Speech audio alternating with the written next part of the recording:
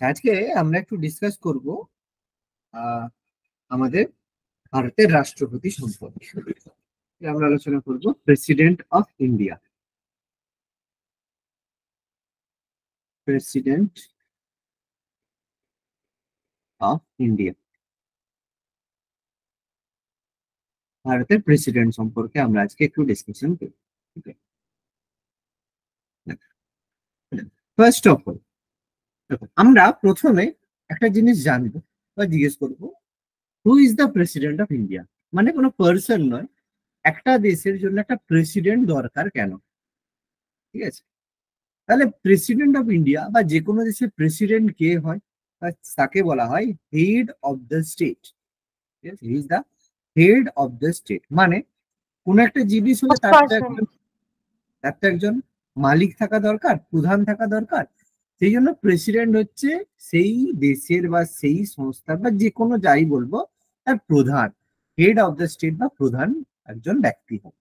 অর্থাৎ যা হবে তার নামেই কিন্তু হবে, সেটা কনসিডার করেই আমরা। ফার্স্ট সিটিজেন কান্ট্রি হবে তো? কি বলছো?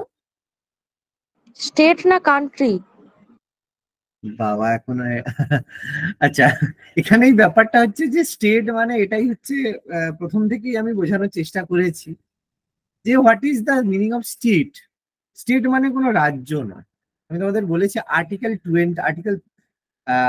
12 কি বলেছে, স্টেটের কি ডেফিনেশন দিয়েছে আর্টিকেল 12 রাষ্ট্রের সংজ্ঞা দিয়েছে। রাষ্ট্রের সংজ্ঞা দিয়েছে। তাহলে রাষ্ট্রের সংজ্ঞা বলতে কি কোনো দেশ? কখনোই না। একটা কান্ট্রি, একটা দেশ, সেটাও একটা স্টেট। একটা রাজ্য, সেটাও একটা স্টেট। একটা ডিস্ট্রিক্ট, সেটাও একটা স্টেট। একটা পঞ্চায়েত বা কোনো একটা পঞ্চায়েত বা মিউনিসিপ্যালিটি, সেটাও কিন্তু একটা স্টেট। কোন একটা অটোনোমাস বডি মানে এলআইসি, এসবিআই, এগুলো একটা স্টেটের মধ্যে পড়ে। কি বললাম, বোঝা গেল? বোঝা গেল প্রীতি কি বলতে চাইছি? হ্যাঁ স্যার। তাহলে এখানে স্টেট মানে কখনো রাজ্য নয়। হ্যাঁ, স্টেটকে আমরা ডিফারেন্ট সেক্টরে ব্যবহার করি। এই জন্য প্রেসিডেন্ট অফ ইন্ডিয়াকে বলা হয় হেড অফ দ্য স্টেট। এখানে স্টেট মানে হচ্ছে দেশ বা একটা কান্ট্রি। এখানে স্টেট মানে রাজ্য না। মানে আমাদের হচ্ছে সমস্যা কি বলতো, এই মানে ইংরেজি পড়ে পড়ে এমন এক মানে ইংরেজিটা বুঝে এমন হয়ে গেছে না, অ্যাকচুয়ালি আমরা মিনিং গুলো বুঝতে পারি না। এটা আমাদের বর্তমানে গন্ডগোল আর কি। এটা আমাদের সমস্যা আর কি।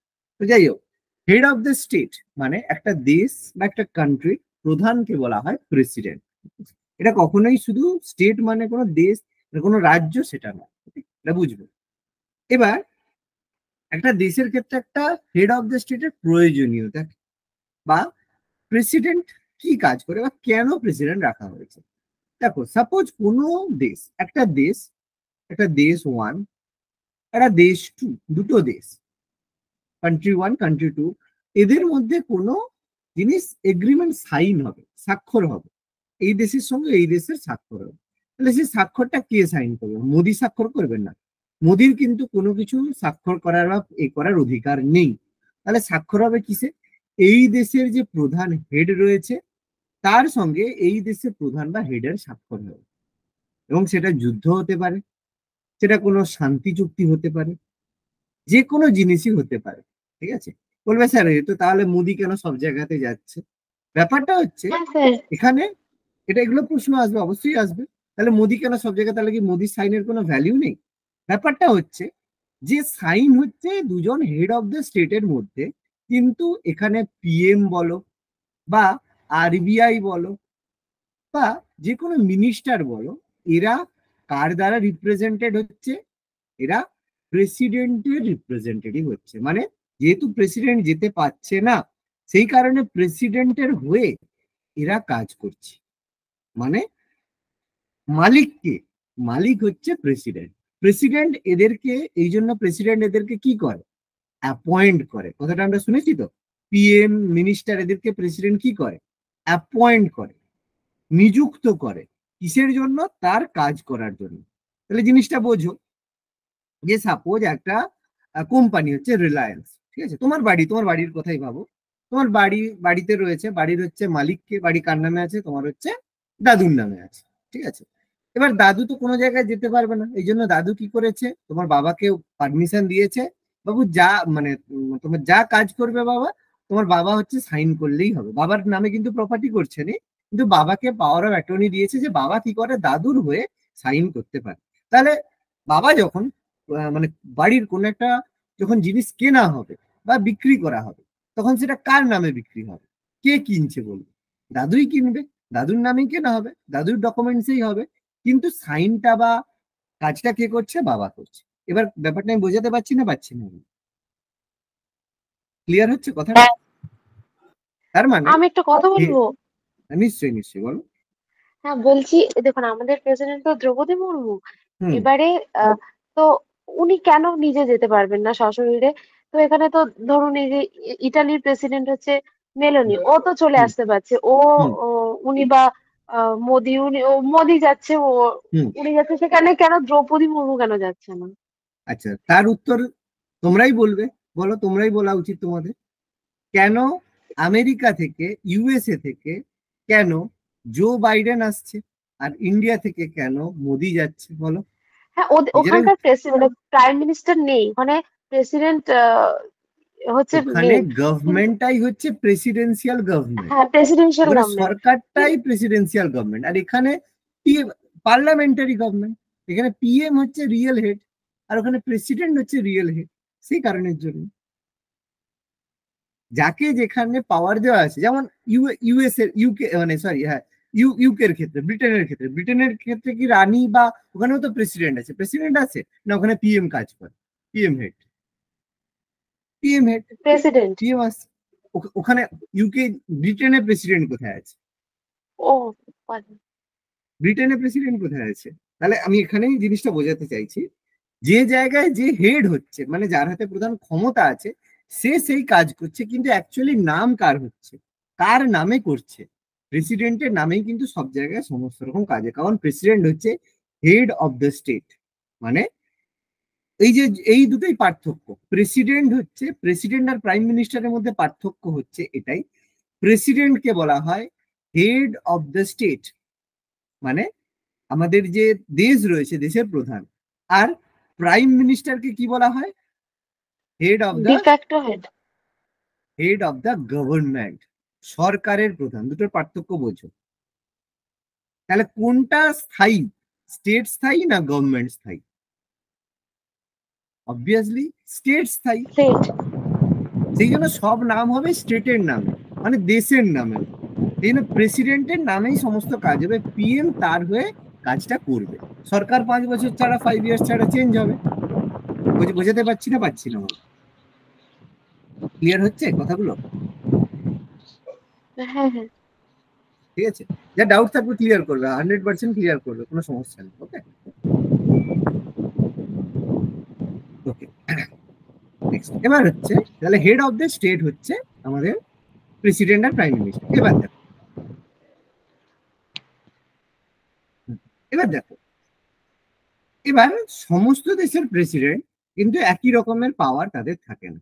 যেমন আমি ডিফারেন্সিয়েট করছি, ইউকে, ইউকেতেও প্রেসিডেন্ট রয়েছে, আর ইন্ডিয়াতেও প্রেসিডেন্ট রয়েছে। ঠিক আছে, কিন্তু ইউকের যে প্রেসিডেন্ট হয় সেটা কি হয়, একটা ফ্যামিলি থেকে হয়। যে রানী রয়েছে বা যে রানীর ফ্যামিলি রয়েছে, ফ্যামিলি থেকে হয়, অর্থাৎ সেটা হয় হেরিডিটারি। ঠিক আছে, মানে বংশ পরম্পরায় যে হবে, হেরিডিটারি থেকে প্রাইম প্রেসিডেন্ট হবে। কিন্তু ইন্ডিয়াতে প্রেসিডেন্ট কি হবে, ওটা হেরিডিটারি নয়, এখানে কি হয়, ইলেকশনের মাধ্যমে হয়, নির্বাচনের মাধ্যমে। এটা হচ্ছে ইনডাইরেক্ট ইলেকশন। ওকে, আবার ইন্ডিয়ার ক্ষেত্রে কিন্তু ইলেকশন হয়, প্রেসিডেন্টের ইলেকশন হয় ইনডাইরেক্ট মেথড। কিন্তু ইউএস এর ক্ষেত্রে প্রেসিডেন্সিয়াল ইলেকশন কিরকম হয়, ডাইরেক্ট ইলেকশন, তাই না? সরাসরি কিন্তু ভোট দেওয়া হয় ইউএসএ, ডাইরেক্ট ইলেকশন। কেন? কারণ ওটা হচ্ছে ওখানে যে প্রেসিডেন্ট, সে হচ্ছে রিয়েল হেড, তার হাতে পাওয়ার রয়েছে, কিন্তু আমাদের এখানে প্রেসিডেন্টের হাতে পাওয়ার নেই, ইউকেরও প্রেসিডেন্টের হাতে কোনো পাওয়ার নেই। এই কারণে ইউএস এর প্রেসিডেন্ট আর ইউএস এর যে গভর্নমেন্ট, সেটা হচ্ছে প্রেসিডেন্সিয়াল গভর্নমেন্ট, আর আমাদের কি, পার্লামেন্টারিয়াল গভর্নমেন্ট। পার্থক্য বোঝাতে পারলাম না, পারলাম না? ক্লিয়ার হয়েছে পুরো কথা? হ্যাঁ।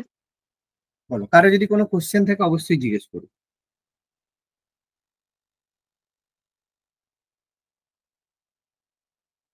কোনো কোশ্চেন?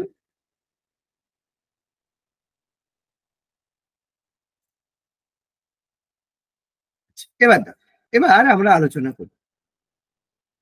এবার আমাদের যে প্রেসিডেন্ট সম্পর্কে রয়েছে আমাদের সংবিধানের পার্ট 5।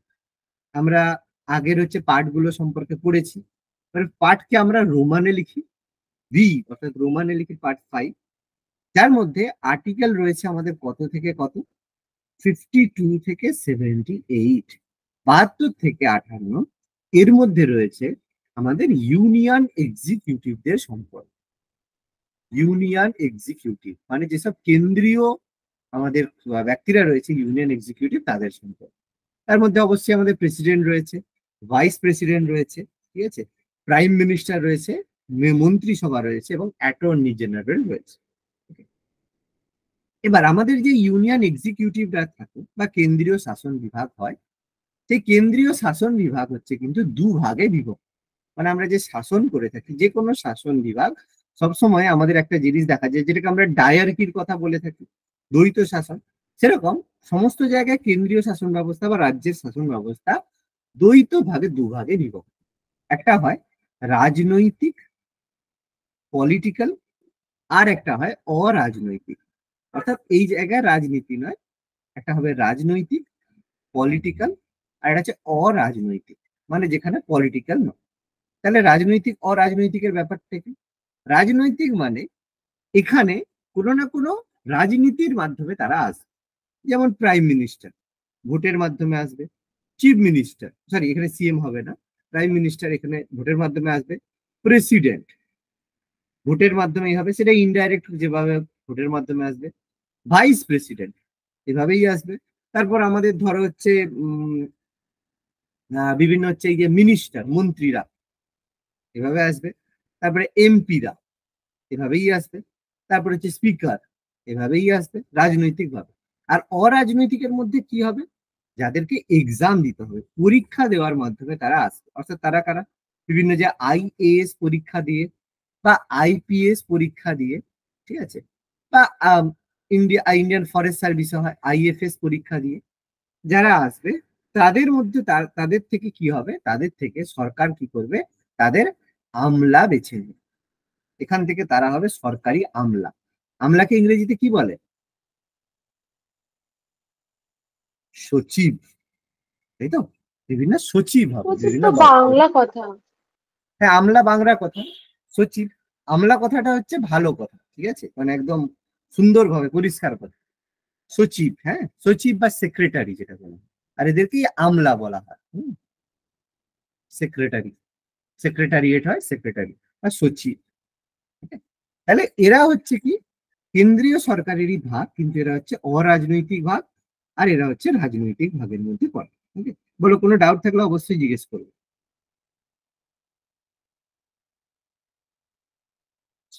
এবার এবার আমরা আজকে পড়বো ভারতের প্রেসিডেন্ট সম্পর্কে পড়বো, যে আমাদের যে রাষ্ট্রপতি বা প্রেসিডেন্ট হচ্ছে, সেই প্রেসিডেন্ট কিভাবে নির্বাচন হয় বা কে হতে পারে, তার কি কি ক্রাইটেরিয়া রয়েছে। তাহলে প্রেসিডেন্ট যে রয়েছে, প্রেসিডেন্ট যে পোস্ট, সেটা আমাদের তৈরি করা হয়েছিল প্রথম 1950 সালে 24 জানুয়ারি, মানে গণপরিষদের শেষ অধিবেশন, বিশেষ অধিবেশন ছিল সেই দিন আমাদের প্রেসিডেন্টের পোস্ট ক্রিয়েট করা হয়েছিল। অর্থাৎ পোস্ট, যে প্রেসিডেন্ট বলে একটা পোস্ট থাকবে, সেই পোস্টটা কিন্তু 1950 সালে তৈরি হয়েছিল। 1947 সালে নয়, কিন্তু 1950 সালে সংবিধান কার্যকরী করার দুদিন আগে প্রেসিডেন্ট পোস্টটা ক্রিয়েট করা হয়েছিল। এবং প্রথম প্রেসিডেন্ট ভারতের কে ছিল? Doctor doctor Rajendra Rajendra Prasad. প্রসাদ। আমরা প্রত্যেকেই জানি ডক্টর রাজেন্দ্র প্রসাদকে প্রথম প্রেসিডেন্ট বানানো হয়েছে, ভারতের প্রথম প্রেসিডেন্ট ছিল। এবং প্রেসিডেন্টকে বলা হয় ভারতের ফার্স্ট সিটিজেন অফ ইন্ডিয়া, ভারতের প্রথম নাগরিক। প্রেসিডেন্টকে বলা হয় ভারতের প্রথম নাগরিক বা first citizen of India, first citizen of India, ভারতের প্রথম নাগরিক বলা হয়, ফার্স্ট সিটিজেন বলা হয়। এবার কেউ হয়তো প্রেসিডেন্ট হতে চাইছে, সেই জন্য তার কিছু কোয়ালিফিকেশন লাগবে। কি যোগ্যতা থাকলে সে প্রেসিডেন্ট হতে পারবে? প্রথমত, খুব কঠিন কোয়ালিফিকেশন, তাকে ভারতীয় নাগরিক হতে, he should be a Indian citizen. ঠিক আছে, খুব কঠিন ব্যাপার, ইন্ডিয়ান সিটিজেন হতে হবে। এবার এখানে একটা প্রশ্ন আছে যে ইন্ডিয়ান সিটিজেন হলে হবে, ভালো কথা। এবার এই ইন্ডিয়ান সিটিজেনের মধ্যে এবার অনেকে তো আছে যারা ভারতীয় নয়, ভারতে পরবর্তীকালে ভারতে এসেছে বিভিন্ন পদ্ধতিতে, আমরা জানি সিটিজেন হয় বাই বার্থ, মানে জন্মের দিক থেকে হয়। তারপর আমাদের ন্যাচারালাইজেশন প্রসেসের মাধ্যমে হয়, ন্যাচারালাইজেশন। রেজিস্ট্রেশনের তারপর হয় মাধ্যমে হতে হয়। রেজিস্ট্রেশনের মাধ্যমে হয়, ঠিক আছে।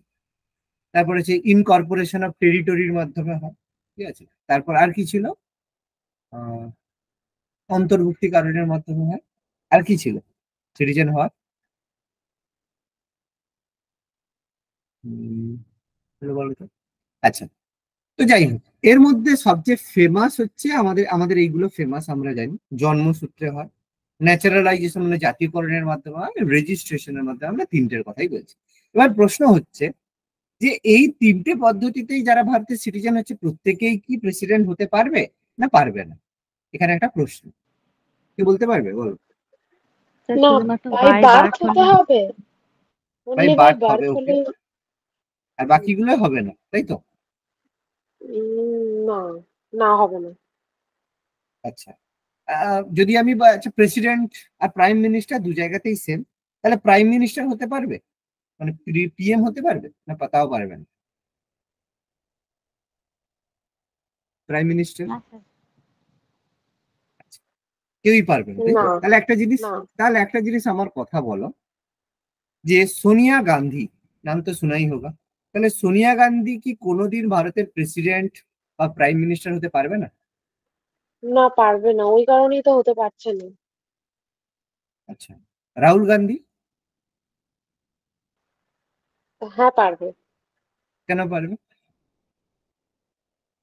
রাহুল গান্ধী কেন পারবে? যদি সোনিয়া গান্ধী না হতে পারে তাহলে রাহুল গান্ধী কি করে হতে পারে? যেহেতু ওনার ফ্যামিলি বা ওনার বাবা সেই সূত্রে পাবে, হতে পারবে। তাহলে সোনিয়া গান্ধীও তো ওয়াইফ, তার বিয়ে করে এসছে, হাজবেন্ডের সূত্রে, কেন পাবে? না না, হাজবেন্ডের সূত্রে হবে না। তাহলে এখানে একটা জিনিস বুঝবে যে সোনিয়া গান্ধী চাইলেও কিন্তু হতে পারে। যখন আমাদের কি বলে, যখন ওই 2004-এর ইলেকশন হয়েছিল, সে সময় সোনিয়া গান্ধী চাইলেও কিন্তু ভারতের প্রাইম মিনিস্টার হতে পারতো। তাহলে হয়নি কেন, বা হওয়ার ক্ষেত্রে কি বাধা ছিল? কোনো বাধাই ছিল না, শুধুমাত্র পার্টি থেকে। তাহলে কেন পারতো সোনিয়া গান্ধী? কারণ সোনিয়া গান্ধীর বার্থ তো এখানে না, ইটালিতে জন্ম, ঠিক আছে। তাহলে সে কি করে হতে পারতো? তার কারণ সোনিয়া গান্ধী ভারতের সিটিজেনশিপ পেয়েছে বাই ন্যাচারালাইজেশন পদ্ধতিতে, জাতীয়করণের মাধ্যমে, ঠিক আছে। কিন্তু কেউ যদি রেজিস্ট্রেশনের মাধ্যমে নাগরিকত্ব পায়, সে কিন্তু ভারতের প্রেসিডেন্ট হতে পারবে না। বুঝতে পারলাম না? পারলাম না? ন্যাচারালাইজেশন পদ্ধতিতে কিন্তু কাউকে সাধারণত দেওয়া হয় না। ওই জায়গায় সরকার, কেন্দ্রীয় সরকার ডিসাইড করে কাকে দেওয়া হবে কি হবে না। বুঝতে পারলে না? বুঝতে পারলাম। ন্যাচারালাইজেশন পদ্ধতির মাধ্যমে হলে তাহলে কিন্তু পারবে ভারতের সিটিজেন বা ভারতের প্রেসিডেন্ট হতে। আর ভাই বার্থের ক্ষেত্রে তো হবেই, জন্মসূত্রে যদি হয় কোনো সমস্যা নেই। কিন্তু রেজিস্ট্রেশনের মাধ্যমে হলে তাহলে কিন্তু পারবে না। তুমি বাইরে থেকে এসছো, রেজিস্ট্রেশন করে ভারতের নাগরিক হচ্ছে, তাহলে কিন্তু তুমি হতে পারবে না। ওকে। এবার প্রশ্নটা হচ্ছে আমেরিকার ক্ষেত্রে, ইউএস এর ক্ষেত্রে, ইউএস এর ক্ষেত্রে কি পারবে ভাই বার্থ হলে? মানে আমেরিকার কোনো লোক, কোনো জন্ম হলো, ইউএস সিটিজেন হতে পারবে? মানে কোন সিটিজেন ওই জায়গার প্রেসিডেন্ট হতে পারবে ইউএস এর ক্ষেত্রে? মানে ওখানেই জন্মেছে হ্যাঁ, যারা, তারা ওই দেশে হতে পারবে কিনা? বার্থ যারা হয়েছে তারা পারবে, অবশ্যই পারবে। এবার হ্যাঁ কথাটা হচ্ছে পারবে। ন্যাচারালাইজেশন আর রেজিস্ট্রেশন, এরা কি পারবে ইউএস এর প্রেসিডেন্ট হতে?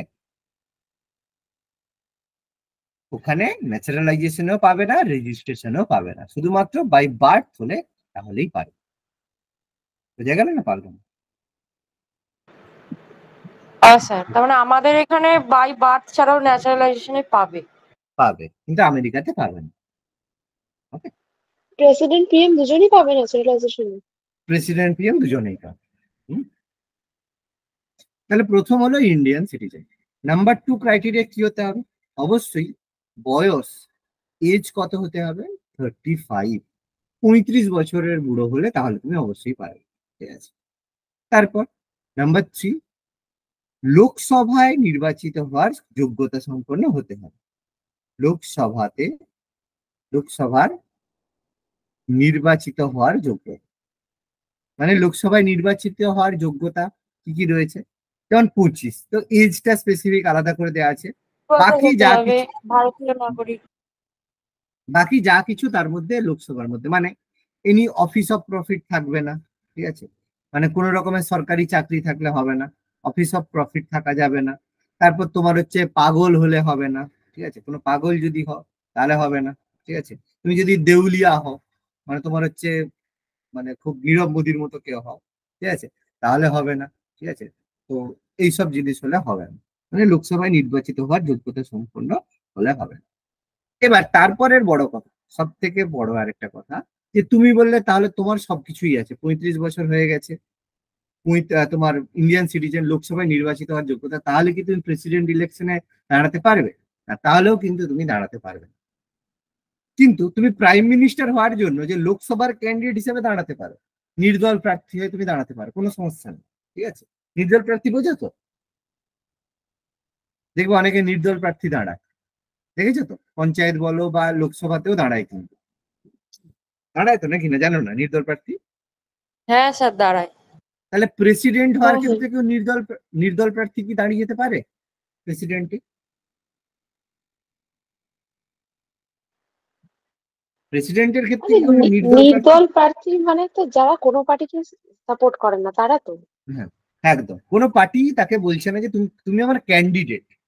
মানে এই জায়গায় দেখো, সব জায়গায় বিজেপি কি করে, একটা ক্যান্ডিডেট দেয়, কংগ্রেস কি করে, এই যে ভোট হচ্ছে, আমাদের লোকসভার ভোট হলো, বিজেপি মোদি বা ধরো আমাদের হচ্ছে বা আমাদের এখানে যেমন ছিল, বিজেপি হিরণকে দাঁড় করালো, তারপর হচ্ছে কংগ্রেসের কে দাঁড়িয়েছিল মনে নেই, যাই হোক, তো টিএমসি এখানে হচ্ছে তোমার দেবকে দাঁড় করালো, এবং কংগ্রেসও কোনো একটা প্রার্থী, সাপোজ ধরো হচ্ছে যাই হোক তোমার রামকে দাঁড় করালো, ঠিক আছে। সেরকম এগুলো ছাড়াও কোনো পার্টি কোনো ব্যক্তিকে দাঁড় করালো, সাপোজ ধরো মিমিকে কোনো পার্টি দাঁড় করালো, মিমি নির্দল ভাবে দাঁড়িয়ে গেল, ঠিক আছে, কোনো পার্টি তাকে বললো না, দাঁড়াতে পারে। এগুলো কিন্তু লোকসভায় পসিবল, লোকসভা বলো বা বিধানসভায় বলো বা পঞ্চায়েত ইলেকশনে বলো, তুমি মনোনয়ন পত্র জমা দেবে, তাহলে তুমি কিন্তু নির্দল প্রার্থী হিসেবে সেই জায়গায় দাঁড়াতে পারবে, কোনো সমস্যা নেই। এবার আমার প্রশ্ন হচ্ছে, তাহলে রাষ্ট্রপতি নির্বাচনের ক্ষেত্রেও কি এরকম হতে পারে? নির্দল প্রার্থী ক্যান্ডিডেট হতে পারে, বিজেপি একজনকে দিল, কংগ্রেস একজনকে দিল, টিএমসি যদি একজনকে দিল, তারপরে এরকম কোনো কি নির্দল প্রার্থী দাঁড়াতে পারে? কিন্তু এখানে তো একমাত্র রাষ্ট্রপতিকে যারা নির্বাচন করে, তো লোকসভার যারা মেম্বার তারাই তো রাষ্ট্রপতিকে মানে তারা তো elect ভোট করে। দিচ্ছে বাবা, তারা তো ভোট দেবে। হ্যাঁ, হ্যাঁ। ভোট দেওয়া আলাদা আর দাঁড়ানো আলাদা। ব্যাপারটা তো, তুমি ভোটে দাঁড়ালেই কি তুমি মানে তোমাকে ভোট দেবে এরকম তো ব্যাপার নেই। ভোট দেওয়া আলাদা কথা, কিন্তু ভোটে দাঁড়ানো আলাদা কথা। কি বলছি বুঝতে পারছো? তারপর এই যে মিমিকে দাঁড় করালো, মিমিকে কি বিজেপি বা কংগ্রেস কি ভোট দিয়েছে? কিন্তু সে প্রার্থী হিসেবে দাঁড়িয়েছে, তারপর বিজেপির কেউ ভোট দিতেও পারে, নাও দিতে পারে, সেটা পরের কথা। আমি বলছি প্রেসিডেন্ট ইলেকশনে কেউ কি দাঁড়াতে পারবে না পারবে না, আমি সেটা জানতে চাই। মানে নির্দল প্রার্থী দাঁড়াতে পারবে কি পারবে না? নির্দল প্রার্থী দাঁড়াতে পারবে কি পারবে না, কি মনে হয়? স্যার মনে হয় পারবে পারবে। স্যার। প্রার্থী হতে নির্দল দাঁড়াতে তো অসুবিধা নেই। আচ্ছা, তাহলে ব্যাপারটা দেখো, একটা শুনে নাও, ব্যাপারটা বুঝে নাও, যে এখানে কোনো নির্দল স্যার আব্দুল প্রার্থী। কালাম তো কোনো পার্টি করতো না, তাহলে কি করে হলো রাষ্ট্রপতি? আচ্ছা, ভেরি গুড।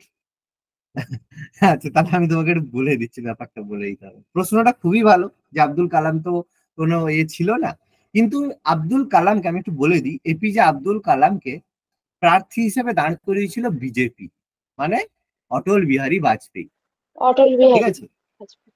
তাহলে বাজপেয়ী সরকার, ভারতীয় জনতা পার্টি, বাজপেয়ী জি কালামকে দাঁড় করিয়েছিল, তাহলে অবশ্যই কালামকে সাপোর্ট করেছে কারা? বিজেপি সাপোর্ট করেছে, বিজেপির ক্যান্ডিডেট হিসেবে। কি বলছি বোঝা গেল না গেল না? পার্টি না করতে পারে, কিন্তু পার্টি তাকে দাঁড় করিয়েছে প্রার্থীকে। এবার এখানে হচ্ছে কোনো নির্দল প্রার্থী কি দাঁড়াতে পারে? অবশ্যই দাঁড়াতে পারে, কিন্তু যে কোনো প্রার্থীকে দাঁড়াতে গেলে কি করতে হবে? মিনিমাম, ভালো করে বুঝে রাখো, যে মিনিমাম 50 জন এরকম ব্যক্তি হতে হবে, কোনো নির্বাচক হতে হবে, যারা কি করবে সেই প্রার্থীকে সমর্থন করবে, ভোট দেবে না, সমর্থন করবে। ভালো করে বুঝে রাখো, সমর্থন যদি করে তাহলেই একমাত্র সে কি হবে, সেই মানে হচ্ছে সেই ব্যক্তি ভোটে দাঁড়াতে পারে। ঠিক আছে, বুঝতে পারলে বলো। মানে না একটু ভেঙে বলবো। এবার এই যে নির্বাচক কারা হবে, একদম এই বলুন স্যার। নির্বাচকরা অবশ্যই এই নির্বাচকরা হবে এমএলএ অথবা এমপি। তাহলে আমি একটু উদাহরণ দিই, তাহলে বুঝতে পারবে। উদাহরণ দিলে বুঝতে পারবে যে কোনো নির্দল প্রার্থী দাঁড়াতে পারবে কি। দেখো সাপোজ ধরো সাপোজ বড় এই যে মিমির কথাই বলছি, মিমি দাঁড়াতে চাইছে, কোনো পার্টি করছে না, তাহলে সে ভোটে দাঁড়াতে চাইছে, ভালো কথা। তাহলে মিমিকে সাপোর্ট করছে কে? সাপোজ ধরো রাজস্থান থেকে কোনো বিজেপির কোনো এমপি, 10 জন এমপি রাজস্থান থেকে বললো না মিমিকে আমরা সাপোর্ট করবো। এবার তামিলনাড়ু থেকে এমপি আছে, তামিলনাড়ু থেকে কংগ্রেসের 20 জন বললো যে আমরা সাপোর্ট করছি। তারপর ধরো হচ্ছে আমাদের হচ্ছে ওয়েস্ট বেঙ্গল থেকে তৃণমূলের বললো যে কোনো নয়, তৃণমূলের হচ্ছে কত 30 জন আছে, তার মধ্যে বললো 10 জন বললো আমরা সাপোর্ট করছি। তারপর ধরো দিল্লি থেকে দিল্লিতে সাপোজ ধরো আমি মনে করছি 50টা সিট আছে, দিল্লি থেকে 10 জন বললো যে আমরা সাপোর্ট করছি। মানে আমরা সমর্থন করছি, ভোট দিচ্ছি না, আমরা সমর্থন করছি না এ অ্যাজ এ ক্যান্ডিডেট দাঁড়াতে পারে, মানে তাকে সিলেক্ট করছে না, অ্যাজ এ ক্যান্ডিডেট সে একজন মানে প্রার্থী হিসেবে সে দাঁড়াতে পারে, সেই সমর্থকটা করছে। তাহলে কতজন হলো? 20, 30, 40, 50, 50 জন তাকে বললো যে হ্যাঁ তুমি দাঁড়াও, অ্যাজ এ ক্যান্ডিডেট হিসেবে আমি তোমাকে সমর্থন করছি, মানে তোমাকে প্রেসিডেন্ট বানাচ্ছি না, ক্যান্ডিডেট হিসেবে সমর্থন করছি কোনো এমপি। বুঝতে পারছো? কোনো এরকম এমপি। এবার এই এমপিদের মধ্যে অনেক সময় কোনো এমপি নির্দল প্রার্থীরও এমপি হয়, ভালো করে বুঝবে, অনেক নির্দল এমপিও হয়। এরকম নির্দল এমপি হয়তো ভোট হলো, সেই জায়গায় কোনো নির্দল প্রার্থী জিতে গেল। সাপোজ ধরো আমাদের হয়তো তমলুকে ভোট হলো, ঠিক আছে, তমলুকে ভোটে টিএমসি একটা ক্যান্ডিডেট দিল, কংগ্রেস একটা ক্যান্ডিডেট দিল, বিজেপি একটা ক্যান্ডিডেট দিল, আর একজন নির্দল প্রার্থী দাঁড়িয়েছিল। ভোটে কি হলো? নির্দল প্রার্থী জিতে গেল। তাহলে তমলুক লোকসভা থেকে যে এমপি হবে, মেম্বার অফ পার্লামেন্ট হবে, সে কে হবে? একজন নির্দল প্রার্থী হবে। তাহলে অন্য কোনো একজন নির্দল প্রার্থী যে দাঁড়ালো মিমিকে, এরকম কোনো নির্দল এমপি সেরকম 10 জন সাপোর্ট করলো। সবাই ধরো দিল্লি থেকে কেউ করলো না, 10 জন নির্দল প্রার্থী সাপোর্ট করলো। মানে কোনোভাবে যদি সেই ব্যক্তি টোটাল মেম্বারদের মধ্যে এমপি বা এরকম হতে পারে, আমি বললাম এগুলো ছাড়ো, সবাই ধরো ওয়েস্ট বেঙ্গলের 10 জন নয়, ওয়েস্ট বেঙ্গল থেকে কেউ করলো না, সবাই ধরো পাঞ্জাবের বিধানসভা থেকে 10 জন সাপোর্ট করলো। তাহলে এইভাবে তাকে এমএলএ অথবা এমপি, যে কোনো নির্বাচিত এমএলএ অথবা এমপিদের মধ্য থেকে 50 জনের অ্যাপ্রুভাল লাগবে। যদি বলে তাহলে সে অ্যাজ এ ক্যান্ডিডেট ভোটে দাঁড়াতে পারবে, সে হয়ে যাচ্ছে না। এবার বোঝাতে পারলাম না? পারলাম না? হ্যাঁ, সমর্থন বুঝতে পেরেছি। বলো বলো কি বলছো? মানে ওই যে বললেন না যে অ্যাজ এ ক্যান্ডিডেট হিসেবে আর কি সমর্থন করছে, মানে কেন করবে তারা? ও তো তাদের দলের নয়। তাদের দলের আমি নয়, এটাই কিন্তু সেই বলছি যে সমর্থন ধরুন আমি আপনিও কি তাহলে দাঁড়িয়ে যেতে পারিনি, মানে আমাকে কেন একদম হঠাৎ করতে হবে সমর্থন? তুমি দাঁড়াতেই পারো, ব্যাপারটা হচ্ছে এখানে তুমি চাইলেই দাঁড়াতে পারো, কিন্তু তোমাকে এমএলএ বা এমপিদের সমর্থন নিতে হবে। মানে কোনো না কোনো এমএলএ বা কোনো না এরকম 50 জন এমএলএ এমপি সমর্থন নিতে হবে। তারপরে ধরো ওয়েস্ট বেঙ্গলে আমি বলি কতগুলো লোকসভার সিট আছে? 200, মানে বিধানসভা 253টা। 42টা। না 42 নেই, 242টা আছে ওয়েস্ট বেঙ্গলে। 253টা। ওয়েস্ট বেঙ্গলের লোকসভার সিট কথা, ওয়েস্ট বেঙ্গলে লোকসভার লোকসভা আমাদের বললেন না বিধানসভা বলুন। লোকসভা কটা ভোট হলো, যে কতগুলো লোকসভায় ভোট হলো? 42টা। কত? 42। 542 না 43 না 52? কি অবস্থা লোকসভায়! আমাদের পশ্চিমবঙ্গের Lok Sabha seat, West Bengal Lok Sabha seat sir কতগুলো? 42। 43। 543। 543 ওয়েস্ট বেঙ্গলে? স্যার শুধু 42। 42। শুধু 42? শুধু 42 লোকসভা সিট? পুরো ভারতের কথা জিজ্ঞেস করছি কি বাবা? পুরো ভারতের নয় ও বাবা। আচ্ছা আচ্ছা। ওয়েস্ট বেঙ্গলের লোকসভা সিট 42টা। আর হচ্ছে তোমার ধরো ওয়েস্ট বেঙ্গলে বিধানসভা সিট কত, লেজিসলেটিভ অ্যাসেম্বলি কটা বিধানসভা,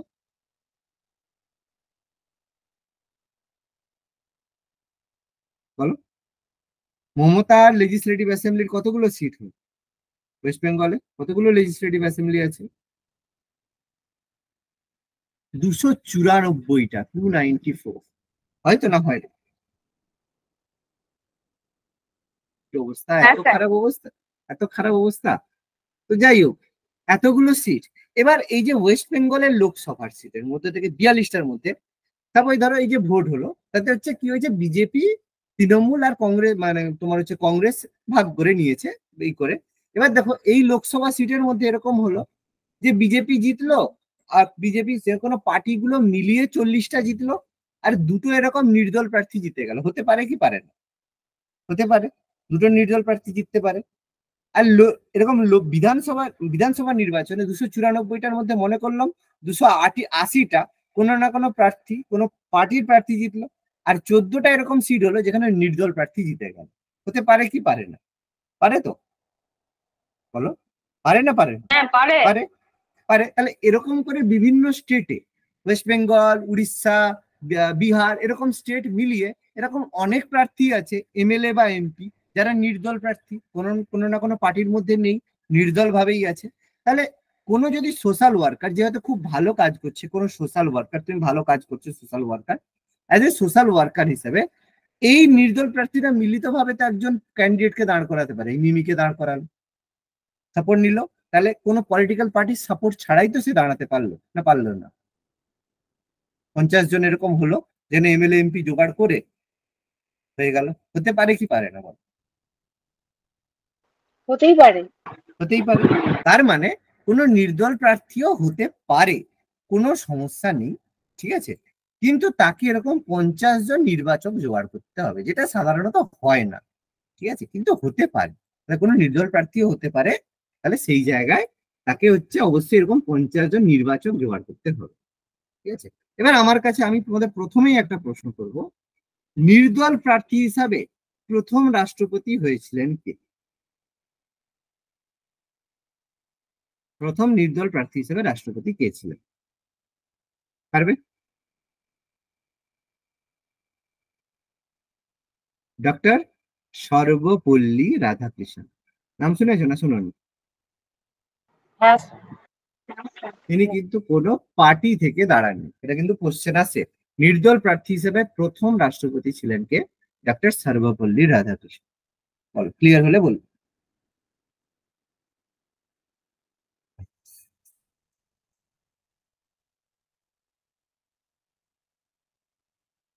স্যার বলো, ক্লিয়ার? আমার একটা বলো প্রশ্ন বলো। আছে। নিশ্চয়ই। সেটা হচ্ছে যে আপনি যে বললেন এখানে মিনিমাম 50 জনের সমর্থন চাই, তাই তো, মানে রাষ্ট্রপতি একদম। হতে গেলে? হুম। তা এইটা মিনিমাম 50 জনটা 50 জন না 50% এরকম কোনো ব্যাপার? মানে 50টা লোক হলেই হবে না 50% লোককে সমর্থন করতে বাবু, হবে? আমি এখানে কি বলেছি, আমি কিন্তু বলিনি যে তুমি ভোটে জিতে প্রেসিডেন্ট হয়ে যাবে, আমি বলছি তুমি অ্যাজ এ ক্যান্ডিডেট হিসেবে দাঁড়াতে পারো। বুঝতে পারলে? হ্যাঁ মানে সেটা তুমি বুঝতে পেরেছি। হ্যাঁ পরীক্ষায় বসতে পারবে, তুমি পাস করবে সেটা বলিনি বাবা। কি বলছি বুঝতে পারছো? আচ্ছা, মানে মানে 50 তুমি জন মানুষকে চাই যাতে ওটা দাঁড়াতে পারে, তাই তো? একদম 50, এবার বলবে 50 আচ্ছা। জন কেন? 50 জন হচ্ছে, 50 হচ্ছে কোরাম সংখ্যাকে ডিটারমাইন করে, ঠিক আছে। কোরাম হয় না যে 550টা সিট থাকে লোকসভাতে, তার 10% হয় 50, ওই জন্য 50 জন থাকে, তাদের বলতে হয়, তাদের এজ এ ক্যান্ডিডেট হিসেবে থাকে। এবার তারপরে তাকে ভোট পেতে হবে, সেটা আলাদা কথা, ভোটের হিসাব আলাদা রয়েছে। কিন্তু 50 জন এরকম ব্যক্তি তাকে জোগাড় করতে হবে, এমএলএ অথবা এমপি, যারা তাকে অ্যাজ এ ক্যান্ডিডেট হিসেবে দাঁড় করাচ্ছে। ভোটে তারপরে পাওয়া না পাওয়া পরের কথা, হুম, কিন্তু সে ভোটটায় দাঁড়াতে পারে, অ্যাজ এ ক্যান্ডিডেট হিসেবে দাঁড়াতে পারে, প্রার্থী হিসাবে। বুঝতে পারলাম এবার? হ্যাঁ স্যার, তারপরে ঠিক এবার আছে ভোট এবার। হবে, তারপরে এবার তাকে বিজেপি ভোট দিতেও পারে, কংগ্রেসও ভোট দিতে পারে, সে আলাদা কথা। সে কে কাকে ভোট দিবে সে তুমি জানতে পারবে, সেগুলো তোমার ব্যালটে হয়। সেটা ভিতরে কে কাকে ভোট দিচ্ছে সে আলাদা কথা, সে তুমিও জানো না বাবু, আমিও জানি। ওকে, বলো, আচ্ছা, তাহলে আমি বলবে তাহলে একটা এগোবো। কথা বলি। নিশ্চয়ই নিশ্চয়ই নিশ্চয়ই। বলছি তাহলে ওই যে সর্বপল্লী রাধাকৃষ্ণন, উনি তো হুম, নির্দল আহ, প্রার্থী থেকে প্রেসিডেন্ট হলেন, তাহলে উনি তো প্রার্থী তো নির্বাচিত হয়েছেন, কিন্তু ওনাকে ভোট দিল কে তাহলে? কংগ্রেস। উনি তো নির্দলে ছিল। কংগ্রেস ভোট দিল। নির্দলে কেন কংগ্রেস ভোট দেবে কংগ্রেস? কংগ্রেস কারণ ডক্টর সর্বপল্লী রাধাকৃষ্ণন এর আগে দুটো টার্মে ভাইস প্রেসিডেন্ট ছিল, এবং তিনি আমাদের যে ভারতের শিক্ষার জন্য তার এতে আমরা টিচার্স ডে পালন করে থাকি, ফলে তিনি এতটাই রেসপেক্টেড পার্সন ছিলেন। তিনি কিন্তু কোনো পার্টির জন্য কংগ্রেস তাকে প্রার্থী হিসেবে দাঁড় করাননি, মানে কোনো পার্টি দাঁড় করায়নি, তিনি নির্দল হিসেবেই দাঁড়িয়েছিলেন কোনো পার্টি ছাড়াই। কিন্তু কংগ্রেস তাকে ভোট দিয়ে সাপোর্ট করেছিল যে হ্যাঁ আপনি আমাদের প্রেসিডেন্ট হন। কি বললাম, বোঝা গেল? এটা হতেই পারে হ্যাঁ, যে কোনো নির্দল প্রার্থী দাঁড়ালো, তাকে কংগ্রেস সাপোর্ট করলো, বিজেপি সাপোর্ট করলো, করতেই পারে। বা বিজেপি কোনো ক্যান্ডিডেটকে দাঁড় করালো, কিন্তু কংগ্রেস যে প্রার্থীকে দাঁড় করালো, বিজেপির যারা এমএলএ রয়েছে বা এমপি রয়েছে তারা তাকে ভোট দিল, হতেই পারে। ভিতরে কে কাকে ভোট দিয়েছে তুমি কি করে জানো? কি বলছি বুঝতে পারছো? ভোটটা তো লুকিয়ে হচ্ছে না, ভোটটা তো এরকম না যে প্রার্থীরা ওপেন ভাবে দেখাচ্ছে বা আমি আমি একে ভোট দিচ্ছি, সেটা তো হচ্ছে না, লুকিয়ে হচ্ছে। আর সর্বোপরি রাধাকৃষ্ণ রেসপেক্টেড পার্সন, তো সেই কারণে তার হচ্ছে মানে ভোট পাওয়াটা তার কাছে কোনো কষ্টকর ব্যাপার হয় না, ইজিলি জিতে গিয়েছিল। ওকে, এগোচ্ছি তাহলে। হ্যাঁ স্যার। এবার আমরা প্রথমেই একটু ডিসকাস করে নেব যে আমাদের প্রেসিডেন্ট কে কে ছিল। তাহলে ফার্স্ট প্রেসিডেন্ট আমরা আলোচনা করলাম কি, আমরা প্রথমে লিস্টটা ডিসকাস করব। প্রথম প্রেসিডেন্ট ছিল ডক্টর রাজেন্দ্র প্রসাদ, প্রত্যেকেই জানি ডক্টর রাজেন্দ্র প্রসাদ, তিনি ভারতের প্রথম প্রেসিডেন্ট ছিলেন। ভালো কথা। তাহলে তিনি প্রেসিডেন্ট ছিলেন কবে থেকে কবে, কত তারিখ থেকে কত তারিখ পর্যন্ত? অবশ্যই 26 জানুয়ারি 1950, যেদিন সংবিধান কার্যকরী হয়, সেটা থেকে 13 মে 1962 পর্যন্ত। তাহলে দুটো টার্মে ছিল, ঠিক আছে, দুটো টার্ম ছিল, 1950 থেকে 1962 পর্যন্ত দুটো টার্মে ছিল।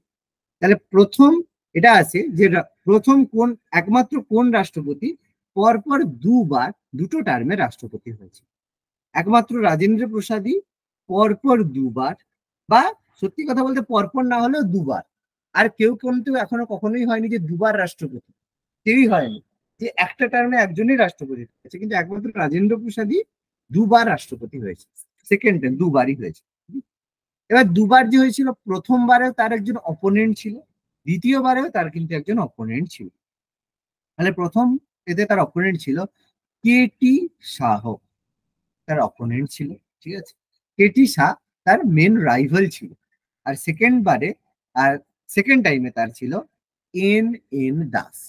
দুটো টার্মে ছিল, দুটোবারেই তার মেন রাইভাল, এগুলো হচ্ছে রাইভাল মানে প্রতিদ্বন্দ্বী, বিনা প্রতিদ্বন্দ্বী নয়, প্রতিদ্বন্দ্বী ছিল এরা, হচ্ছে মানে প্রতিদ্বন্দ্বী ছিল দুটো টার্মে। তাহলে প্রথম টার্ম যেটা 50 থেকে হয়েছিল, সেটাতে কেটি শাহ প্রথমবারে ছিল, আর দ্বিতীয়বারে এন এন দাস ছিল ফার্স্ট তার প্রতিদ্বন্দ্বী। সেকেন্ড রাষ্ট্রপতি, দ্বিতীয় রাষ্ট্রপতি ডক্টর সর্বপল্লী রাধাকৃষ্ণন, রাধাকৃষ্ণন। রাধাকৃষ্ণন ছিলেন। তো তার টার্মটা, তার টাইম পিরিয়ড কবে? এবার দেখো, প্রেসিডেন্ট সিট কিন্তু কোনোদিন ব্ল্যাঙ্ক থাকে না, ভ্যাকেন্ট থাকে না, এটা মনে রাখে। সেটা ছিল 13 মে 1962, যেদিন ছাড়লেন সেদিন থেকে 13 মে 1967, আগে কি হতো, এইখান থেকে পরপর যেই ডেটে হতো সেই ডেটে কিন্তু ছাড়া হতো। প্রথম প্রথম এগুলো হতো, এখন আর এই জিনিসটা হয় না, একটা অন্য ব্যাপার আছে, যাই হোক পরের কথা। এবার তাকে অপোনেন্ট কে ছিল? অপোনেন্ট ছিল চৌধুরী হরিরাম, তার মেন অপোনেন্ট বা রাইভাল ছিল, ঠিক আছে। একটু মাঝে মাঝে একটু জায়গা ফাঁকা রাখবে, আমি এদের সম্পর্কে দু একটা কথা বলবো। রাধাকৃষ্ণন বলো, রাজেন্দ্র প্রসাদ, এদের সম্পর্কে আমি দু একটা করে কথা বলবো, একটু জায়গাটা ফাঁকা রাখবে। থার্ড প্রেসিডেন্ট আমাদের কে ছিল? জাকির হোসেন। Doctor Zakir Hussain, doctor Zakir Hussain. তাহলে তার টার্মটা কবে ছিল? 13 মে 1967, 1967 থেকে 3 মে 1969, কারণ তিনি কর্মরত অবস্থায় মারা গিয়েছিলেন, ঠিক আছে। সেটা আমরা একটু পরে ডিসকাস করবো, যে কে কার সম্পর্কে কি হয়েছিল, আমরা একটু পরে এগুলো ডিসকাস করবো। তাহলে তার এগেনস্টে কে দাঁড়িয়েছিল? কে সুব্বা রাও। কে সুব্বা রাও তার অপোনেন্ট হিসেবে দাঁড়িয়েছিল, জাকির হোসেনের অপোনেন্ট। ঠিক আছে, তিনি ছিলেন third prime minister, third president of India. Fourth কে ছিল? ফোর্থ ছিল V V Giri, Varahagiri Venkata Giri, V V Giri. তাহলে ভিভি গিরির টার্মটা কবে ছিল? ভিভি গিরি প্রথমে ভিপি ছিল, ভাইস প্রেসিডেন্ট হিসেবে ছিল। তাহলে ভাইস প্রেসিডেন্ট থেকে প্রেসিডেন্টের টার্ম সামলেছিল তিনি প্রথমে 3 মে 1969 থেকে 20 জুলাই 1969 পর্যন্ত। ঠিক আছে, তাহলে এরপর বলবে তাহলে প্রেসিডেন্ট হয়ে গেল, তার পরের ডেটের না। তাহলে তার জায়গায় যখন ভিভি গিরি প্রেসিডেন্ট ভাইস প্রেসিডেন্ট ছিল, প্রেসিডেন্ট হওয়ার জন্য সে এই দিন 20 জুলাই 1969 পদত্যাগ করেছিল, সেই জন্য তার জায়গায় প্রেসিডেন্ট হয়েছিল ডক্টর ফখরুদ্দিন আলী আহমেদ। ফখরুদ্দিন আলী আহমেদ। তাহলে তিনি কি হলেন? ভারতের পঞ্চম রাষ্ট্রপতি। তিনি কিন্তু মানে রাষ্ট্রপতি হিসেবে রাষ্ট্রপতি হননি, সুপ্রিম কোর্টের প্রধান বিচারপতি হওয়ার জন্য তার উপরে রাষ্ট্রপতির দায়িত্ব ছিল। তবে 24 এক সেকেন্ড এখানে আচ্ছা, ভিভি গিরি যাওয়ার পরে কে কিছুদিনের জন্য বসেছিল মনে আছে? স্যার ওই ভিভি গিরি ছিল, দুবার হয়েছিল। না, ভিভি গিরি হয়েছিল 20, এই যে তোমার হচ্ছে মোহাম্মদ হিদায়াতুল্লাহ। ঠিক আছে, ভিভি গিরি যখন মোহাম্মদ 20 হিদায়াতুল্লাহ হয়েছিল।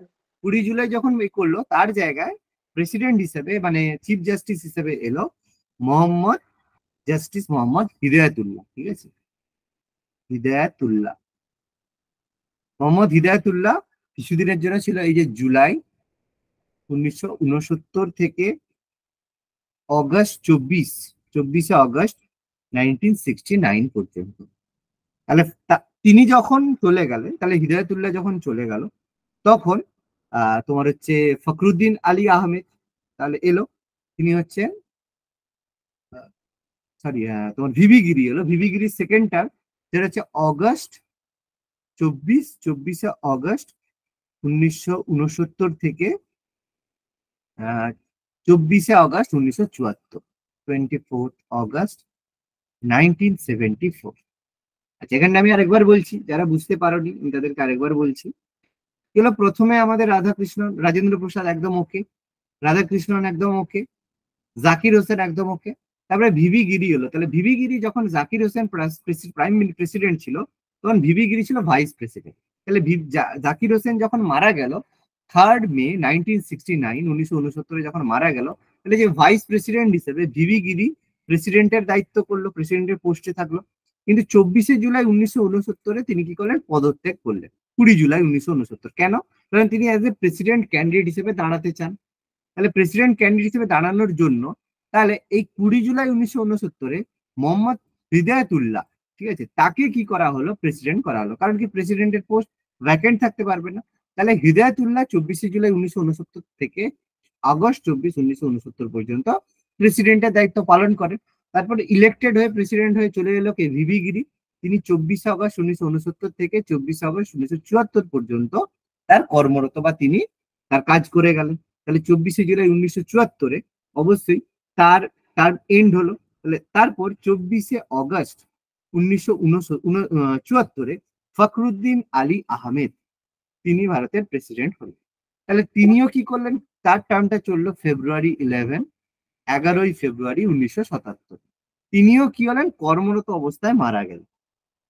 ঠিক আছে, তিনিও কাজ করতে করতে কর্মরত অবস্থায় মারা গেলেন। তাহলে তিনি যখন মারা গেলেন, তাহলে ভাইস প্রেসিডেন্ট হিসেবে সেই জায়গায় কর্মরত যে ছিল তিনি তার কাজ করবেন। সে কে ছিল? বিডি জাট্টি। ঠিক আছে, বিডি জাট্টি তিনি ভাইস প্রেসিডেন্ট হিসেবে কর্মরত ছিলেন। কবে? 11 ফেব্রুয়ারি 1977 থেকে জুলাই 25, জুলাই 25, 1977 পর্যন্ত কর্মরত অবস্থায় মানে অ্যাক্টিং হিসেবে ছিলেন। কিন্তু তিনি কিন্তু উপরাষ্ট্রপতি হিসেবে পদত্যাগ করেননি। তিনি বলেন না, তিনি উপরাষ্ট্রপতি হিসেবেই তিনি সন্তুষ্ট ছিলেন। কিন্তু তাকে প্রেসিডেন্টের দায়িত্ব পালন করেছিল বিডি জাট্টি বা মোহাম্মদ হিদায়াতুল্লাহ। কিন্তু এদেরকে আমরা ভারতের প্রেসিডেন্ট হিসেবে কনসিডার করব না, কারণ এরা হচ্ছে অ্যাক্টিং, কর্মরত মানে অ্যাক্টিং প্রেসিডেন্ট, এদেরকে বলা হয় অ্যাক্টিং প্রেসিডেন্ট। ওকে, আচ্ছা, তারপরে ফখরুদ্দিন আলী আহমেদের পরে নেক্সট প্রায় প্রেসিডেন্ট অফ ইন্ডিয়া হলো কে? নীলম সঞ্জীব রেড্ডি। নীলম সঞ্জীব রেড্ডি, তিনি হলেন জুলাই 25, 1977 থেকে জুলাই 25, 1982, 1982 পর্যন্ত। আচ্ছা, এখানে ভিভি গিরি যখন করেছিল, ভিভি গিরি তখন ভিপি ছিল প্রথম টার্মে না, কিন্তু সেকেন্ড টার্মে ভিভি গিরির অপোনেন্ট ছিল। তার যে মানে অপোনেন্ট হিসেবে কে ছিল? ভিভি গিরির অপোনেন্ট ছিল নীলম সঞ্জীব রেড্ডি, সেকেন্ড টার্মে, প্রথমটা নয়। এখানে দিচ্ছি, তীর চিহ্ন মারছি এখানে, নীলম সঞ্জীব রেড্ডি। এই যে পরবর্তীকালে যে প্রেসিডেন্ট হয়েছে নীলম সঞ্জীব রেড্ডি, তার অপোনেন্ট ছিল, ঠিক আছে, অপোনেন্ট, ঠিক আছে। তারপর যখন হচ্ছে ফখরুদ্দিন আলী আহমেদ ছিল, তখন তারও অপোনেন্ট ছিল ত্রিদেব চৌধুরী। প্রধান প্রতিদ্বন্দ্বী ছিল ত্রিদেব চৌধুরী, এর অপোনেন্ট ছিল। তবে যখন নীলম সঞ্জীব রেড্ডি হলো, নীলম সঞ্জীব প্রথম প্রেসিডেন্ট বা একমাত্র প্রেসিডেন্ট যিনি ছিলেন আনঅপোজড, মানে তার বিরুদ্ধে কোনো প্রার্থী দেওয়া হয়নি, তো ছিলেন আনঅপোজড নীলম সঞ্জীব রেড্ডি। ওকে, বলো এতটা টোটাল লিখতে পেরেছো না? কোনো টার্ম বা কোনো কিছু বাকি রয়েছে? এতটা যদি লিখতে পারো বা কোনো কিছু যদি বাকি থাকে বলো।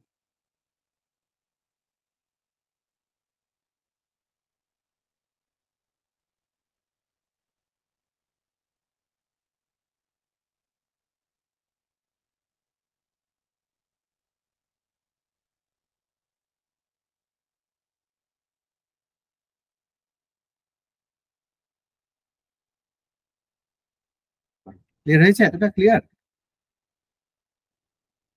হ্যাঁ স্যার। তাহলে 6 প্রাইম প্রেসিডেন্ট পর্যন্ত আমরা 6জন প্রেসিডেন্ট তার সম্পর্কে আমরা ডিসকাস করলাম, ঠিক আছে। এবার আমাদের নেক্সট প্রেসিডেন্ট, 7 নম্বর প্রেসিডেন্ট কে ছিল বলো তো? নেক্সট প্রেসিডেন্ট কে ছিল? কার মনে আছে? নীলম সঞ্জীব রেড্ডির পরে কে ছিল? স্যার জ্ঞানী জেন সিং। জ্ঞানী জেল সিং, ঠিক আছে, যাকে ইন্দিরা গান্ধী দাঁড় করিয়েছিল, জ্ঞানী জেল সিং, ঠিক আছে, জ্ঞানী জেল সিং। তাহলে তারপরে এলো জ্ঞানী জেল সিং। তাহলে জেল সিং কবে হলো? তোমার 25শে জুলাই 1982 থেকে 25শে জুলাই 1987, 1987, 5 বছরের টার্ম। তাহলে জেল সিং এর অপোনেন্ট দাঁড়িয়েছিল কে? HR খান্না। তারপরে নেক্সট ফুল টার্ম করেছিল, কোনো সমস্যা নেই। তারপরে ছিল রামাস্বামী আর ভেঙ্কট রমন। ভেঙ্কট রমন, তাহলে ভেঙ্কট রমন তাহলে হচ্ছে 25শে জুলাই 25 জুলাই 1987 থেকে তোমার 25শে জুলাই 1992, 1992 পর্যন্ত ছিল। তাহলে তার অপোনেন্ট কে ছিল? ভি কৃষ্ণ আইয়ার। ভি কৃষ্ণ আইয়ার তার মেন রাইভাল ছিল। তাহলে 8 নম্বর প্রেসিডেন্ট আমরা আলোচনা করলাম। 9 নম্বর প্রেসিডেন্ট কে ছিল? নেক্সট প্রেসিডেন্ট আমাদের কে ছিল? ডক্টর শঙ্করদয়াল শর্মা। শঙ্কর দয়াল শর্মা। শঙ্কর দয়াল শর্মা, তাহলে তার টার্মটা ছিল 25শে জুলাই 1992 থেকে 25শে জুলাই 1997। প্রত্যেকেই 5 পুরো একদম পাক্কা 5 ইয়ারের টার্ম করেছিল। শঙ্কর দয়াল অপোনেন্ট ছিল জর্জ সোয়েল, তার রাইভাল। তারপরে 10th, 10ম কে ছিল? কে আর নারায়ণ। এটা আর কে নারায়ণের সঙ্গে আমরা একটু গুলিয়ে ফেলি, ঠিক আছে, কে আর নারায়ণ।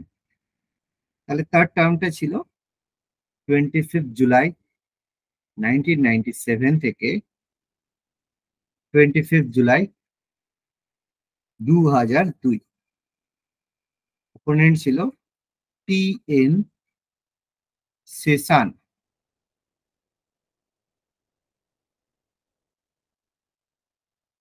নেক্সট প্রেসিডেন্ট ছিল 11তম প্রেসিডেন্ট, আমাদের সবার favourite doctor doctor APJ APJ Abdul Abdul Kalam. Kalam. Doctor APJ Abdul Kalam sir.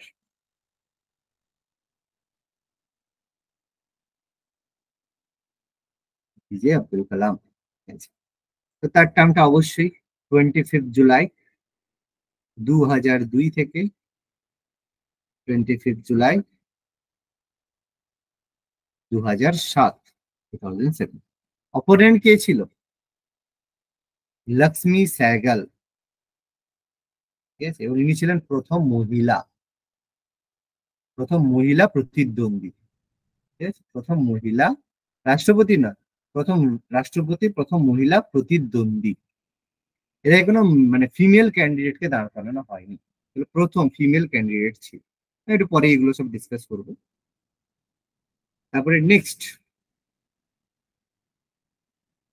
তারপরে কে ছিল আমাদের? প্রতিভা পাটিল।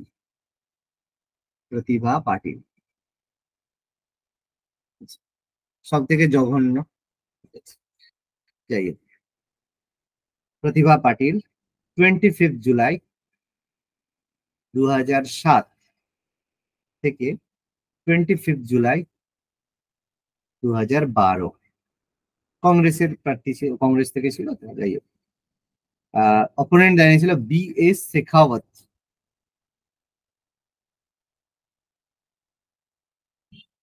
নেক্সট 13তম প্রেসিডেন্ট অফ ইন্ডিয়া হচ্ছে আমাদের বাঙালি ডক্টর প্রণব মুখার্জি। তো ভালো ডিসিশন, বা এটাই কংগ্রেসকে ভরাডুবি করিয়েছিল। এটা 25 জুলাই সেম 2012 থেকে 2017। 25 জুলাই, কিন্তু সব 25 জুলাই এই জন্য এখন দেখবে হয়। প্রণব মুখার্জি। অপোনেন্ট ছিল PA সাংমা, লোকসভা স্পিকার ছিল। যাই হোক, পরবর্তীকালে এটা আলোচনা করবো। অপোনেন্ট ছিল। তারপরে 14তম আমাদের রামনাথ কোবিন্দ।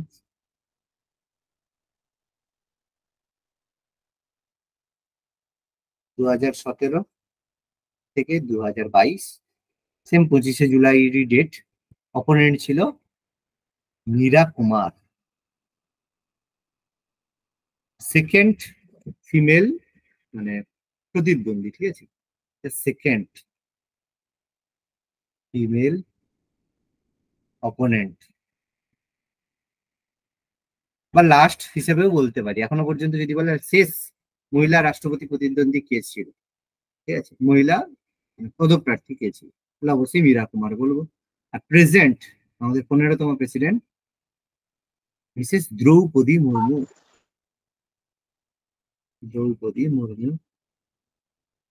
2022 থেকে এখন আমাদের চলছে প্রেজেন্ট। অপোনেন্ট কে দাঁড়িয়েছিল? যশবন্ত সিনহা।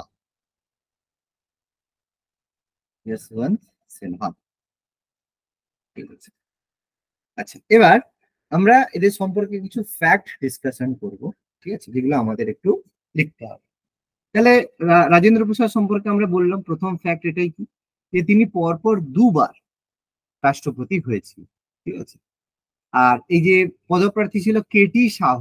ঠিক আছে, এই যে KT শাহ, ইনি হচ্ছেন তোমার হচ্ছে বিহার প্রভিন্স থেকে, বিহার থেকে ইনি দাঁড়িয়েছিলেন, যেটা প্রথম রাষ্ট্রপতি প্রতিদ্বন্দ্বী হিসেবে বলা, এবং ইনি গণপরিষদেরও মেম্বার ছিলেন। আচ্ছা, এবার হচ্ছে ডক্টর সর্বপল্লী রাধাকৃষ্ণন, এই যে বললাম। তাহলে প্রথম উপরাষ্ট্রপতি যিনি পরবর্তীকালে রাষ্ট্রপতি হন, তাহলে উপরাষ্ট্রপতি থেকে রাষ্ট্রপতি হন কে, যদি কোশ্চেন আসে, প্রথম কোন ব্যক্তি উপরাষ্ট্রপতি থেকে রাষ্ট্রপতি হন? তাহলে ডক্টর সর্বপল্লী রাধাকৃষ্ণন। বা কোন ব্যক্তি উপরাষ্ট্রপতি এবং রাষ্ট্রপতি, প্রথম কোন ব্যক্তি উপরাষ্ট্রপতি এবং রাষ্ট্রপতি উভয় পদই পেয়েছিলেন? এটা হচ্ছে রাধাকৃষ্ণন। আর ভিভি গিরি, তিনিও কিন্তু ভাইস প্রেসিডেন্ট প্রথমে ছিলেন, সেখান থেকে প্রেসিডেন্ট হয়েছে। প্রথম বললে রাধাকৃষ্ণন, আর যদি বলে কোন দুজন ব্যক্তি, রাষ্ট্রপতি বা এরকম কোন একটা ভাগ বললো যে কে রাষ্ট্রপতি এবং উপরাষ্ট্রপতি উভয় পদ পেয়েছে, তাহলে সেটা অবশ্যই ডক্টর সর্বপল্লী রাধাকৃষ্ণন আর ভিভি গিরি, এরা দুজনেই রাষ্ট্রপতি এবং উপরাষ্ট্রপতি দুটো পদেই কিন্তু থেকেছে। ঠিক আছে, নির্দল প্রার্থী হিসেবে আমি আগেই বললাম যে রাধাকৃষ্ণন এখানে লিখে রাখবে, ডক্টর রাধাকৃষ্ণ হিসাবে প্রথম নির্দল প্রার্থী হিসাবে রাষ্ট্রপতি হয়েছিলেন কে, তাহলে অবশ্যই ডক্টর রাধাকৃষ্ণন মানে নির্দল প্রার্থী হিসেবে রাষ্ট্রপতি হয়েছিলেন। ঠিক আছে, ডক্টর জাকির হোসেন তিনি ছিলেন প্রথম মুসলিম প্রেসিডেন্ট, তাহলে তিনি প্রথম মুসলিম ছিলেন, প্রথম মুসলিম প্রেসিডেন্ট ছিলেন ডক্টর জাকির হোসেন। আর মুসলিম প্রেসিডেন্ট কে কে ছিল? জাকির হোসেন মুসলিম প্রেসিডেন্ট ছিলেন, ফখরুদ্দিন আলী আহমেদ ইনি মুসলিম প্রেসিডেন্ট ছিলেন, আর আমাদের ডক্টর সর্বপল্লী রাধাকৃষ্ণন আমাদের হচ্ছে এপিজে আব্দুল কালাম স্যার, ইনি মুসলিম ছিলেন। তাহলে তিনজন প্রেসিডেন্ট ছিলেন যিনি মুসলিম ছিলেন। কে কে? ডক্টর জাকির হোসেন প্রথম, তারপর ফখরুদ্দিন আলী আহমেদ দ্বিতীয়, আর এপিজে আব্দুল কালাম স্যার তৃতীয়। তাহলে তিনজন মানে মুসলিম রাষ্ট্রপতি কে ছিলেন? ফখরুদ্দিন আলী আহমেদ, তারপর আমাদের এখানে হচ্ছে এপিজে আব্দুল কালাম স্যার, আর আমাদের হচ্ছে বলে ডক্টর জাকির হোসেন। প্রথম বললে অবশ্যই ডক্টর জাকির হোসেন হবে। ঠিক আছে, আচ্ছা এবার প্রথম কোন মানে ইন্দিরা গান্ধী জরুরি অবস্থা জারি করেছিলেন কার সময়, কোন প্রেসিডেন্টের সময়? তাহলে সেটা ডক্টর ফখরুদ্দিন আলী আহমেদের সময় ইন্দিরা গান্ধী। ঠিক আছে, ইন্দিরা গান্ধী এমার্জেন্সি ইস্যু করেছিল এবং এটা সবচেয়ে কন্ট্রোভার্সিয়াল এমার্জেন্সি ছিল 1975-এ। এমার্জেন্সি ইস্যু করেছিলেন কে? ঠিক আছে, ডক্টর ফখরুদ্দিন আলী আহমেদ। আচ্ছা, জাকির হোসেনের পরে প্রথম কর্মরত অবস্থায় মৃত্যু, ডাইড ইন হিজ অফিস, কর্মরত অবস্থায় মৃত্যু জাকির হোসেন।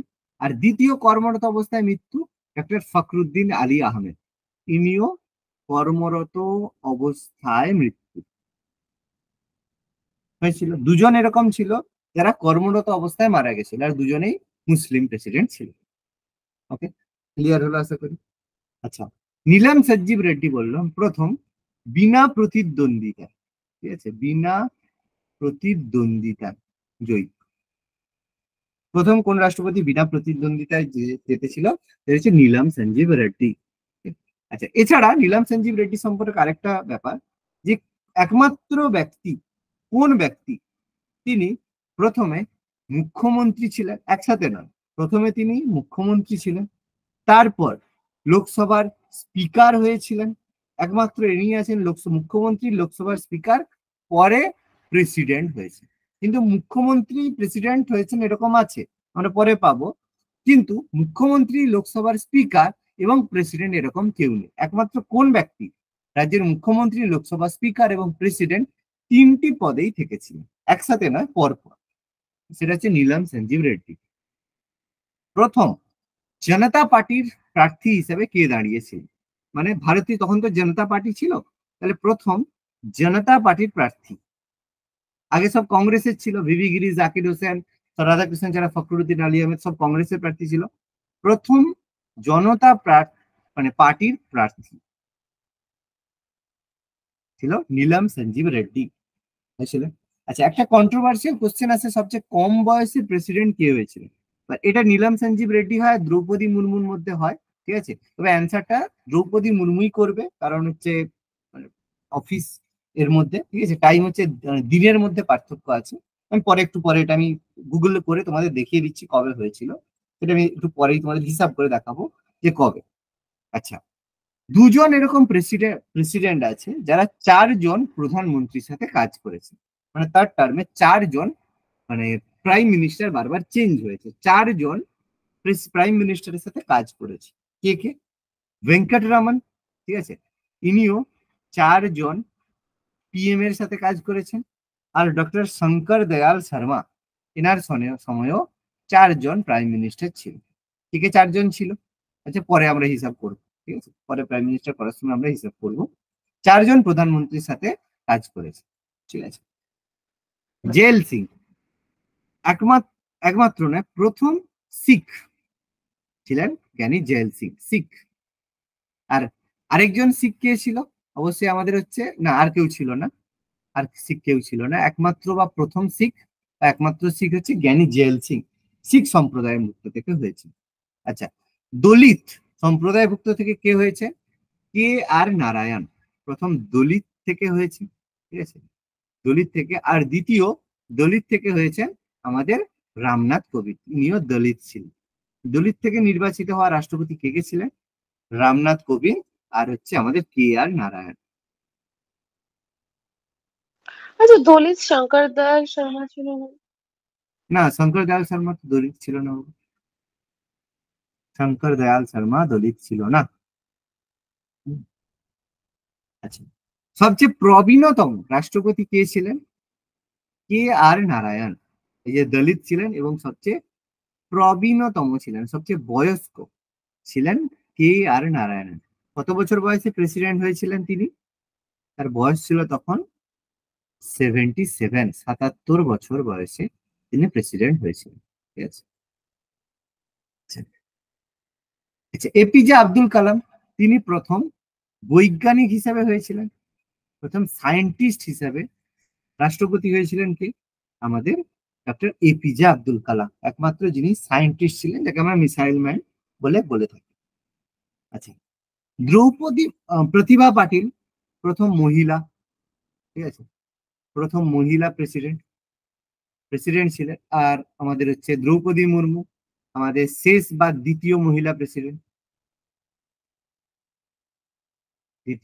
প্রেসিডেন্ট, আর বাকিরা কিন্তু এই যে দুজন নাম, মীরা কুমার প্রতিদ্বন্দ্বী আর লক্ষ্মী সাইকেল প্রতিদ্বন্দ্বী, দুটোর মধ্যে যেন গুলিয়ে না যায়, ঠিক আছে, এরা প্রতিদ্বন্দ্বী ছিল। আচ্ছা, প্রতিভা দেবী সিং পাটিল হচ্ছে প্রথম মহিলা, এটা আমরা বললাম। আচ্ছা, তারপরে হচ্ছে আমাদের হচ্ছে দ্রৌপদী মুর্মু, ঠিক আছে, তিনি মহিলা এবং প্রথম ট্রাইবাল ছিলেন, ঠিক আছে, উপজাতি অধ্যুষিত, হ্যাঁ, ট্রাইবাল, উপজাতি থেকে, উপজাতিভুক্ত, ট্রাইবাল, হ্যাঁ। দলিত মানে এসসি হয়, আর ট্রাইবাল মানে এসটি হয়, শিডিউল ট্রাইব, ঠিক আছে। প্রথম এসসি প্রেসিডেন্ট যদি বলা হয়, এসটি বললে আমাদের দ্রৌপদী মুর্মু, আর যদি এসসি বলে, শিডিউল কাস্ট বলে, তখন কে আর নারায়ণ, এসসি শিডিউল কাস্ট। তারপর আমাদের হচ্ছে এই রামনাথ কোবিন্দ, তিনি এসসি শিডিউল কাস্ট, ওকে। আর দ্রৌপদী মুর্মু কিন্তু প্রথম এসটি শিডিউল ট্রাইব থেকে, ওকে, দুটোর মধ্যে পার্থক্য এটা। আচ্ছা, প্রতিভা দেবী সিং পাটিল হচ্ছে আমরা বললাম। আচ্ছা, দ্রৌপদী মুর্মুর কথাও বললাম। আচ্ছা, প্রণব মুখার্জি প্রথম হচ্ছে বা একমাত্র বাঙালি রাষ্ট্রপতি তিনি ছিলেন, প্রণব মুখার্জি। আচ্ছা, তারপর আমাদের হচ্ছে প্রথম বিজেপি প্রার্থী, মানে বিজেপি তোমার হচ্ছে ছিল বিজেপি প্রার্থী রাষ্ট্রপতি, সেটা হচ্ছে আমাদের জনতা পার্টি থেকে হলে হচ্ছে এই যে বললাম আমাদের হচ্ছে এই যে কি বলে নীলম সঞ্জীব রেড্ডি, আর বিজেপি থেকে হলে এপিজে আব্দুল কালাম, ঠিক আছে, প্রথম বিজেপি থেকে প্রথম বিজেপির প্রার্থী। তারপর আমাদের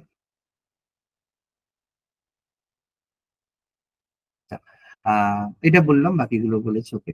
এবার হচ্ছে এই যে রাষ্ট্রপতির মধ্যে কোন কোন রাষ্ট্রপতি ভারত রত্ন পেয়েছে? ভারতের সর্বোচ্চ অসামরিক সম্মান ভারত রত্ন কোন কোন রাষ্ট্রপতি পেয়েছেন বলতে পারবে? ডক্টর এপিজে আব্দুল কালাম। আচ্ছা, প্রথম থেকে বলো, পরপর বলতে হবে।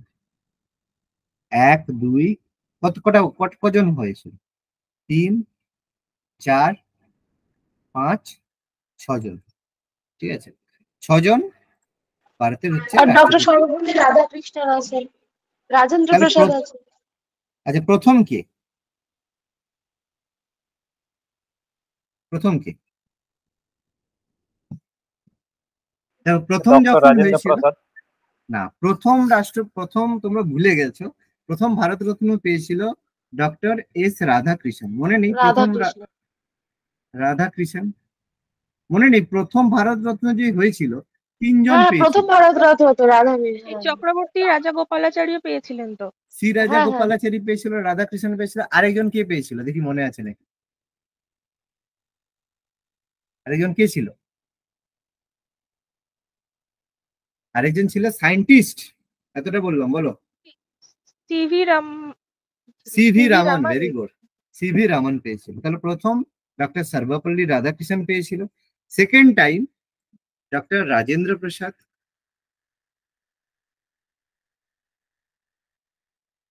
ডক্টর রাজেন্দ্র প্রসাদ পেয়েছিল, আমি পাশে সালগুলো লিখছি। থার্ড পেয়েছিল doctor Zakir Hussain, doctor Zakir Hussain third. Fourth V গিরি,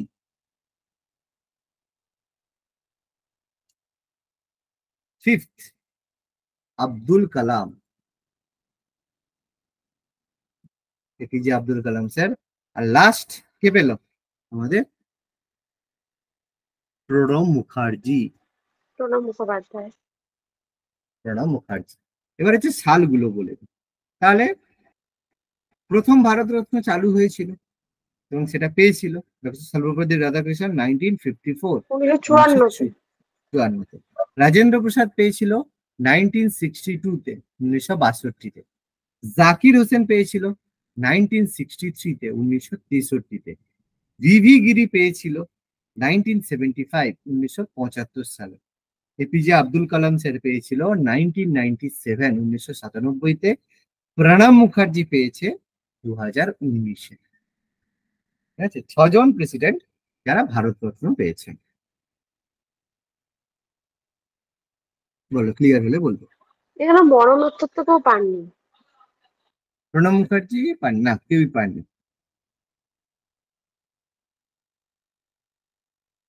প্রণব মুখার্জি কবে মারা গেল?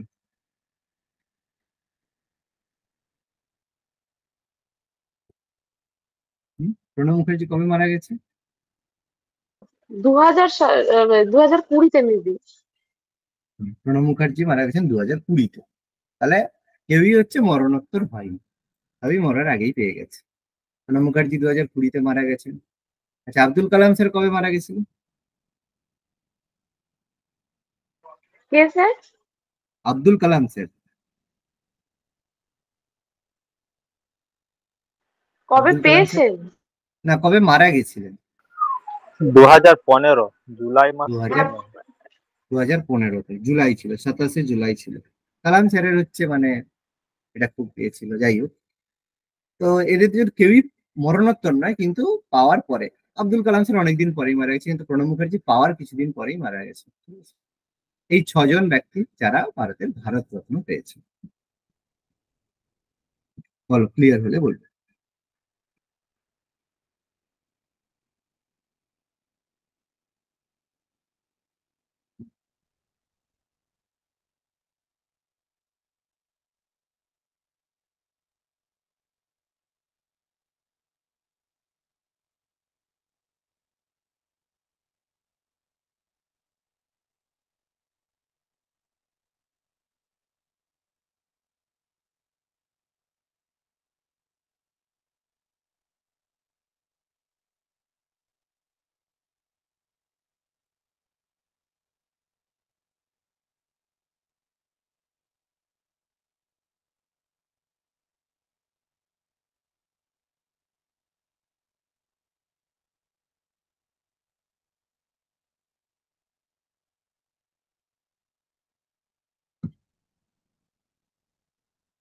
ওকে,